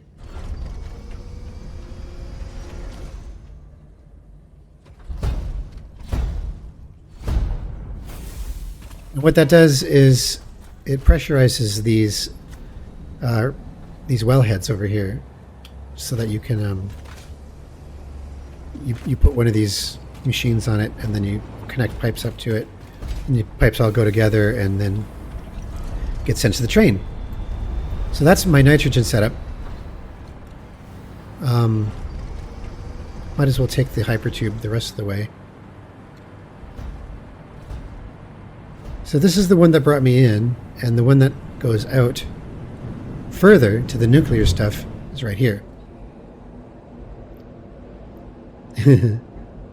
It's insane. It's so big. And this is my nuclear setup, and it actually is dangerous because of the radiation. You know what? I think I have a hazmat suit. So what it's doing is it's consuming gas filters or something. Iodine infused filters. I got 48. So I'm safe from radiation because I got this. But it will consume them, and you can see on the left here that this is what it's consuming, and this is the level of it. And so that slowly goes down as I'm exposed to radiation. There's hardly any radiation on the edge of the setup here, but you'll be able to see when I get closer to that particle accelerator that it jumps up dramatically. So this is the nuclear fuel rod setup, and it uses uranium, which you mine, silica, sulfur, quick wire, which is basically gold wire. Over here we're making uranium fuel rods, which are not, again, it's that's not even the final product, or is it? Wait, no, this encased uranium cell, electromagnetic control rod, uranium fuel rod.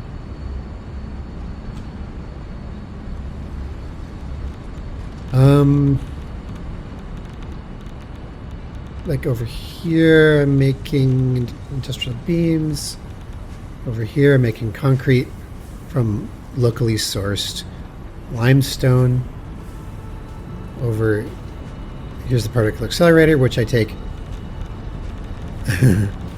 I take non-fissile uranium plus 25 uranium waste, and it produces plutonium pellets. Now check this out.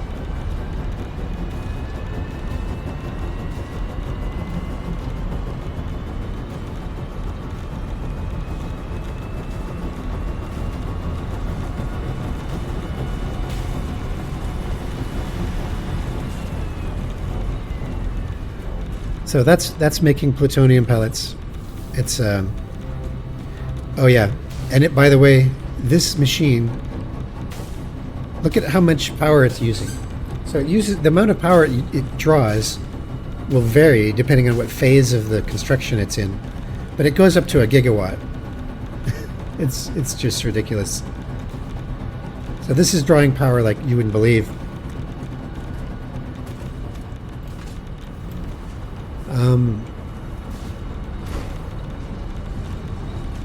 So yeah, there's all kinds of stuff going on. All my raw materials. I got multiple levels. So like I got this upper level here with all these machines, and then down here, I built this really half-assed. I just wanted to get it done. So I didn't really plan it out. I didn't plan out the layout itself in advance. I just kind of laid things down wherever they fit. And you can see that, pretty much everything is made from raw materials locally sourced to produce nuclear fuel. And I think it's, this one sinks excess waste. So some of the waste you can't sink, and I don't have that kind of production. It can produce a lot more power, but you have uranium waste that you can't dispose of, and then you have to fly it over to the corner of the map somewhere and put it in a giant container pile, and then it just builds up more and more and more radiation in the corner of the map, and you can't go there without dying. It becomes very crazy, but it is an option. I didn't choose that option. I chose the safer route, which is not as fuel efficient, not as energy efficient, but it produces recyclable materials. Plutonium fuel rod, like right here. Let me look at that. I think that's what goes in the reactor. So it uses pressure conversion cubes, plus, and these are from the main base. Remember those? And the drone drops those off here. So every once in a while, you'll see a drone zip in from, like somewhere, from the main base, and then he'll land on the on one of the platforms here, like. And then he'll drop off these cubes, incoming, outgoing, outgoing. So this is the uranium fuel rod. So that means uranium fuel rods. Hang on, I hear a drone. Do I hear a drone? Maybe not. So this one has uranium fuel rods in the outgoing slot. So those power the reactors well, but I can't remember then what the plutonium was for. I don't remember. Well, anyways, it does make sense, trust me. So if you go down to the lower level here, it's not as radioactive. And, you know, I'm just building electromagnetic control rods, various things down at the bottom level, you know, like steel pipe, you know, that kind of thing, steel ingot, iron ingot, copper ingot, and all that stuff comes from, you know, far off, where I'm mining it and then belting it in. It's a very cool setup, but there is a couple ingredients that you cannot get in this region, in this area of the map. So I had to build up a train setup here to get a couple of rare things from far away, and I'll show you that next. This is very cool. So I'm going to do now is I'm just going to take a peek at the map. So here's where I am, and here's the train. I think this is no. See, there goes a drone.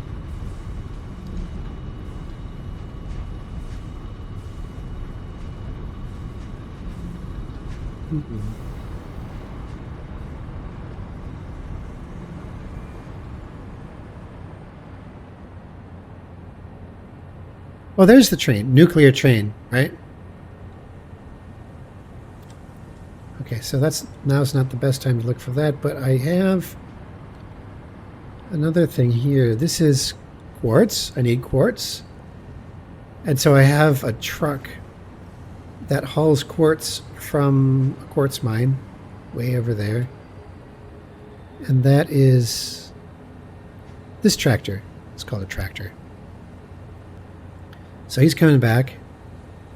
Let's take a peek at him. There he is.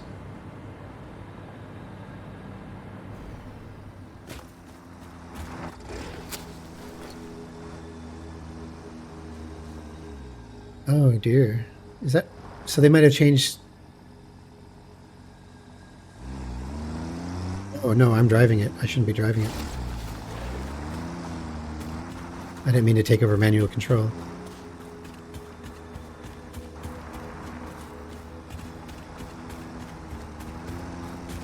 So even these things, they're fully automated once you set up the route. And you set up the route by driving it. So, like, you get into it and you say record. And then what happens after that is the truck will remember the route that you drove. And then it will go ahead and drive it in the future. And just repeat that over and over and over again forever. So this will go back and get more quartz and just keep doing that.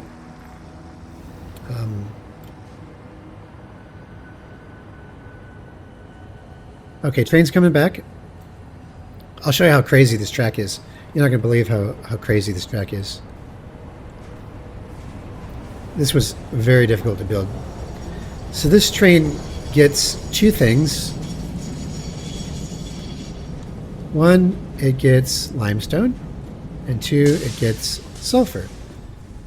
Because I need limestone and sulfur for this operation, but neither one is available in this area of the map at all. So I have to train it in.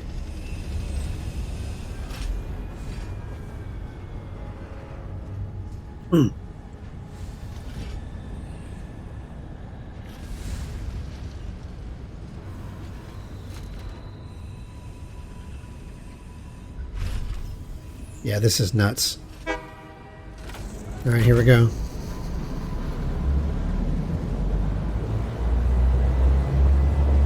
So you can see these concrete posts that are holding the track up. Because the track can only go so far through the air before it needs a post again. Look at this landscape. Look at this landscape. I had to set this up. This was insane. Just insane.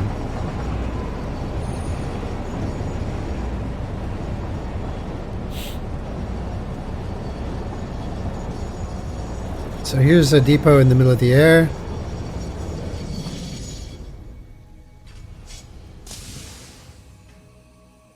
Looks like this one would be the limestone.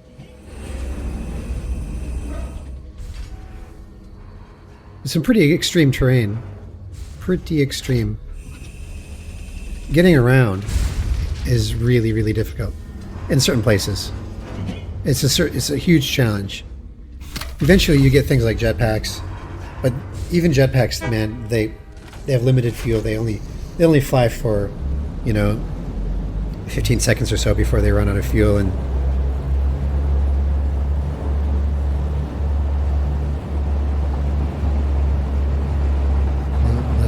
they've changed that. So then over here we have sulfur. And this is yet another area of the map. It's just really, really huge. There's a lot of toxic gas in this area that makes it hard to work with. But yeah.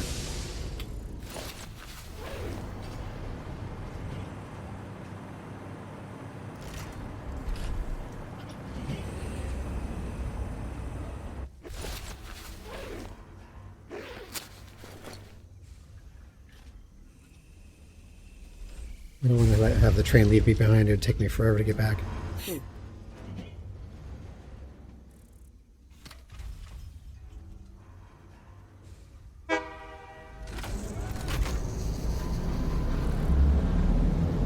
Look at this track.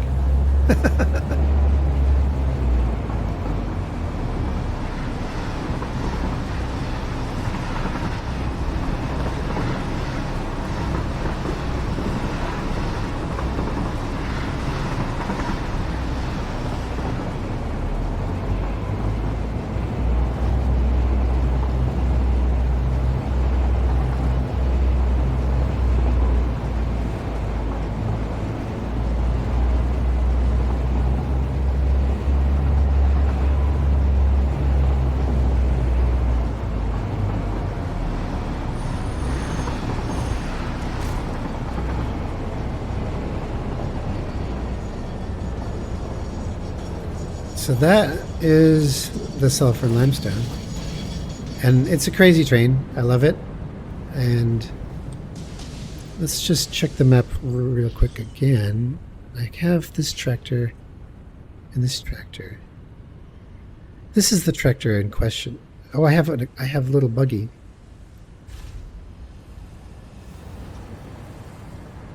Yeah, you can make little vehicles for yourself. These are really cool.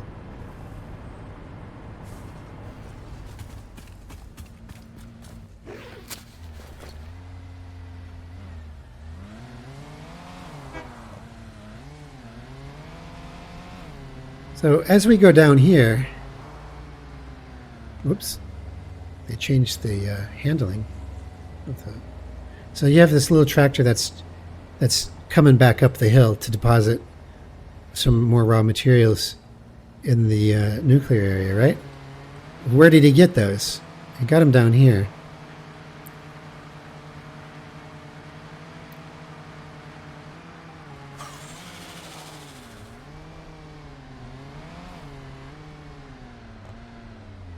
These rocks weren't here before.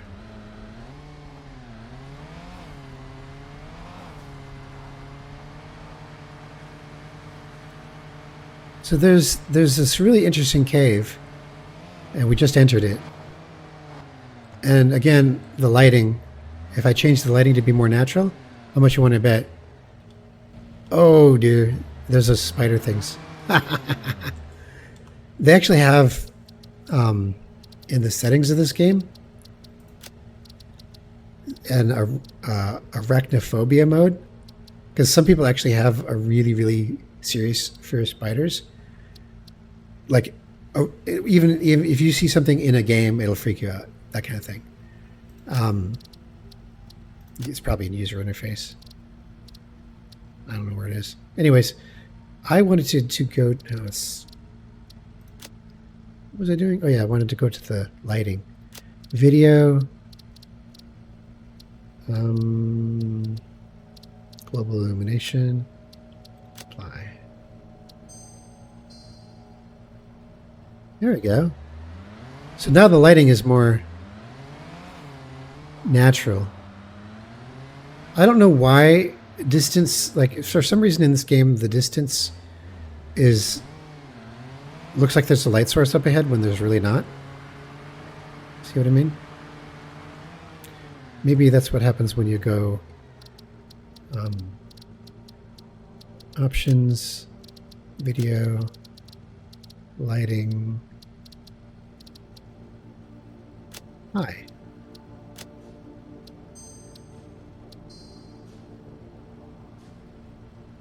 Well, it certainly looks amazing. So over here is where the tractor picks up. What's it picking up? It's picking up uranium. So this is the extractor. This is the extractor that's digging uranium on the ground. Just raw uranium. It glows green, of course, because it's a game. But yeah, this cave is something. It keeps going. But yeah, the uranium patches in this game are hard to get at. They're more of an advanced thing. This is one of the easier ones. So rather than belt it all the way out, because putting a conveyor belt this entire distance would be rather cumbersome, I had a tractor and I gave it a route.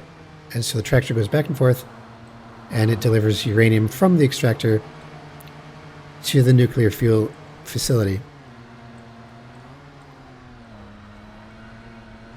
Oh, don't tip. Don't tip.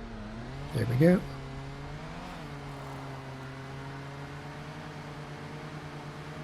And we go back up the hill because this thing is a lot faster than the tractor is. But I had to time it in such a way that the tractor supplied enough uranium that the facility never runs out.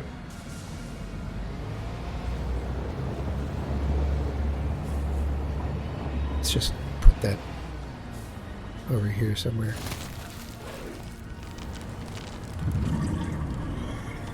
So the uranium goes up here, and then it gets put into the blender with uranium waste or whatever, and rock quartz, silica. I'm not actually sure where the raw uranium goes. I'm sure it's around here somewhere. But you can see what I've done here. It's pretty intense, pretty complex. So let's go. And I think we're nearly... Oh, look at that. I had a freaking hypertube right here. I could have just taken... Oh, no, that's the one I took to come in, isn't it? That's right. Never mind. For the longest time, I was walking back and forth to the nitrogen thing, but then I decided to put this in.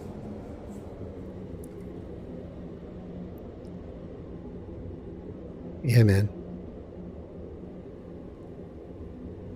So...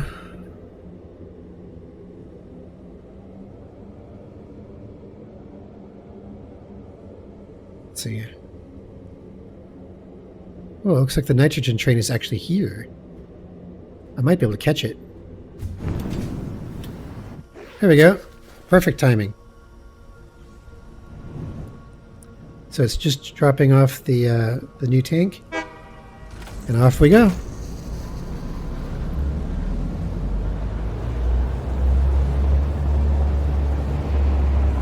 So I use these spirals because you can only make a track so steep. Otherwise the train won't go up it. So you have to spiral it around. It's pretty much the best way to do it.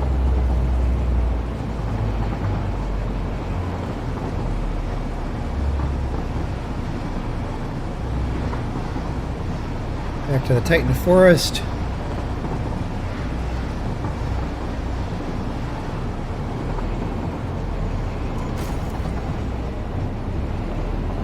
There's the bauxite station. So this track is shared between the nitrogen train and the bauxite train for the main base.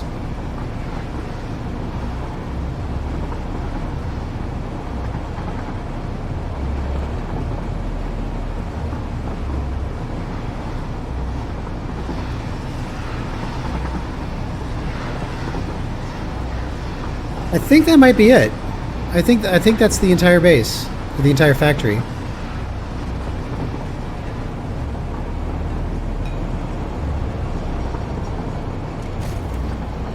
I mean, naturally, there's outlying extractors and stuff. I didn't go visit those, but you get the idea.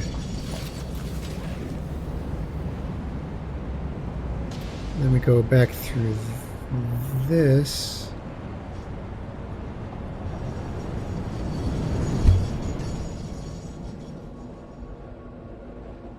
It takes us right back to the central area. And here we are. Back to where it all started. It's just insane. So like if I go to the Fix-It store, which is this thing, awesome shop. Equipment specials. Okay. So yeah, these cost. The copper ones cost 25. The silver ones cost 50, and the gold ones cost 150, and then this is 200. So that is a total of 275 coupons that I spent. Now, I have not gotten the lizard doggo, or the confusing creature, or the golden nut, which is extra 1,000 for the golden nut. So what it would take to run this factory long enough to get 1,000 more coupons is off the charts. It's just way much more complicated and productive factory than I have to get 1,000 coupons. Because the coupons that I've got, I mean, it's just ridiculous. I used to have a. No, here's a sink. So here it is. So I've earned 3 coupons, 3, during this tour. 3. And that's by sinking all my excess stuff for that long. Earning me 3 coupons. Imagine 1,000 extra coupons. So, yeah. Anyways, I hope you enjoyed the tour of my... oh, yeah. That radio tower, by the way, is what makes me able to have this map the way, be able to see everything and stuff like that. I think that map might be, this might have something to do with it. I can't tell. Anyways.